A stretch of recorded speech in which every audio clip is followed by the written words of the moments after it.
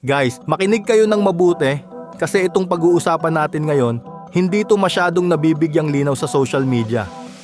Alam nyo yung kasabihan na minsan, hindi lang galing ang puhunan, minsan swerte din sa bracket. Ito yung usapang umiikot lang sa mga hardcore basketball aficionados group sa social media. Pero ngayon, kailangan na nating ilatag ng malinaw. Kasi minsan, yung mga bagay na hindi napapansin, yun pa yung may pinakamalaking epekto sa laro. At hindi ito swerte, sabihin na nating maganda lang talaga ang path natin. Mga kahadel, literal na umaayon sa atin ang bracket. Mula pa lang sa bonus game kontra Guam hanggang sa buong first round. At pati na rin sa second round sa Group E, nasa atin ang momentum at nasa atin ang pabor ng bracket. Kung bibigyan ako ng choice kung saan ko ilalagay ang gilas, itong eksaktong bracket na kinalalagyan natin ngayon, yan talaga ang pipiliin ko. Kasi kung napadpad tayo sa Group F, ibang level ng giyera ang aabutin natin. As in, walang hingahan, walang bonus game tulad ng laban natin sa Guam. At ngayon, sa video nating ito, iisa-isahin natin kung bakit mas maganda ang napuntahan nating grupo. Bakit mas magaan ang laban kumpara sa kabila? At bakit kung tutuusin, nasa harap na natin ang landas papuntang World Cup? Ang tanong na lang, kukunin ba natin? Ipapaliwanag natin ng malinaw kung ano ba talaga ang format ng FIBA World Cup Asian Qualifiers. Para sa lahat ng nalilito, eto na yung step by step. Una, ang groupings. 4 na bracket ang ginawa ng FIBA. At bawat bracket ay may tig-4 na teams. Maglalaro sila ng home and away format, meaning bawat team 2 beses mong makakalaban. 1 beses sa kanilang home court at 1 beses dito sa atin. At dito nagiging crucial ang bawat laro kasi dadalhin nila yung win-loss record nila sa second round. Walang reset, walang malinis na slate. Kung pangit ang simula mo, mabigat na agad ang dala mo paglipat ng round. Ngayon, saan napunta ang Pilipinas? Nasa Group A tayo, kasama ang Australia, New Zealand at Guam. 3 malalaking assignment at mula sa 4, top 3 lang ang papasok sa second round. Pagkatapos nito, magme-merge ang groups. Ang Group A, kung saan tayo kabilang, ay magtatagpo sa Group C na binubuo ng Jordan, Iran at base sa current projection, Iraq, ang malamang na pumasok bilang third placer. Pag nag-merge ang 2 grupo, ang tawag na sa kanila ay Group E. Ito na yung mas malalim na tubig. Dito mo makikita kung gaano kahalaga ang bawat panalo sa first round. Kasi dala mo lahat ng resulta pagpasok mo sa merge. Samantala, sa kabila naman, mabubuo ang Group F. Ang Group F ay pinagsamang teams mula Group B na malakas ang posibilidad na Japan, Korea at China ang mag-a-advance. At Group D, kung saan ang projected qualifiers ay Lebanon, Qatar at Saudi Arabia. So kung i-breakdown natin, Group E, Gilas, Australia, New Zealand, Guam, Jordan, Iran at Iraq. Group F naman, Japan, Korea, China, Lebanon, Qatar, Saudi. At mula sa 2 merged groups na yan, dun malalaman kung sino ang makakaakyat papunta sa World Cup. Pag tumingin ka sa bracket natin ngayon, parang ang unang reaksyon ng lahat, patay. Kasama natin ang Australia at New Zealand. Mahirap to. Pero ito yung gusto kong ilatag sa inyo ng malinaw.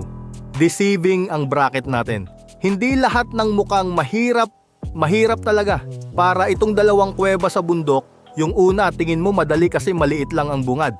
Yung pangalawa, ang laki, ang dilim, parang imposible pasukin. Pero pag sinubukan mong pumasok, yung maliit na kuweba pala ang mas delikado. At yung malaking mukhang nakakatakot, mas diretso, mas maluwag, mas madali ang daan. Ganyan na ganyan ang bracket natin.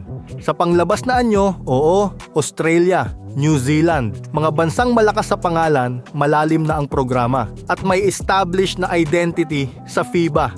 Kaya yung mga casual fan, tatawa o magtataka, paano mo nasabing swerte tayo? Andyan nga ang New Zealand at Australia.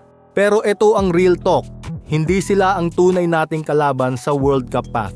Sa format ng qualifiers, kahit pa matalo tayo sa Australia at New Zealand ng 4 na beses, Walang direct na epekto yan sa qualification race natin. Ang tunay na laban, Jordan at Iran.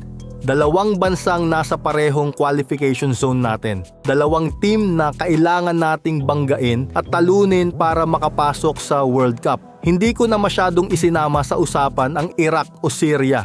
Hindi dahil minamaliit natin sila, kundi dahil alam nating winnable talaga itong mga larong ito.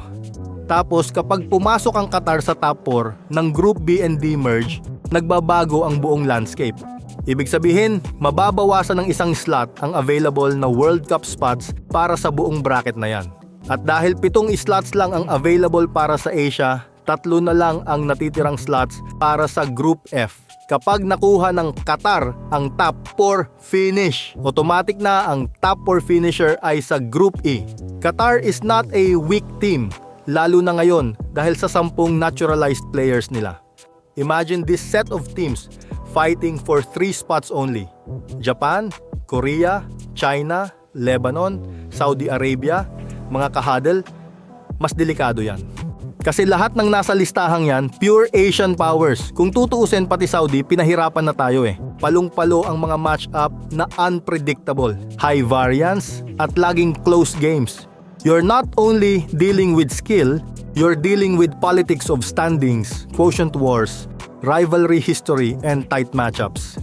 At ito pa ang mas maganda, na ayon sa atin ang schedule, from the first window hanggang second window, parang binuo yung timeline para magkaroon tayo ng momentum bago harapin yung dalawang crucial opponents. Pebrero next year, home court, mas buo ang roster, mas settled ang chemistry, at posibleng makumpleto pa ang front court natin with Kai Sotto, na alam nating malaking edge laban sa frontline ng Iran at Jordan.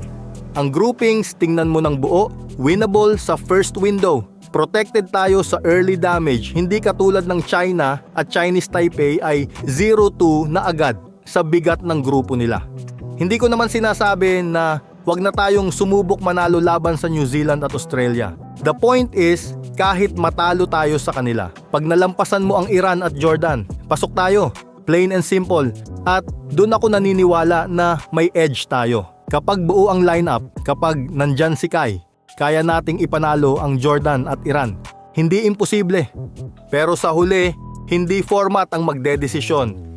Tayo pa rin ang huhubog sa kapalaran natin.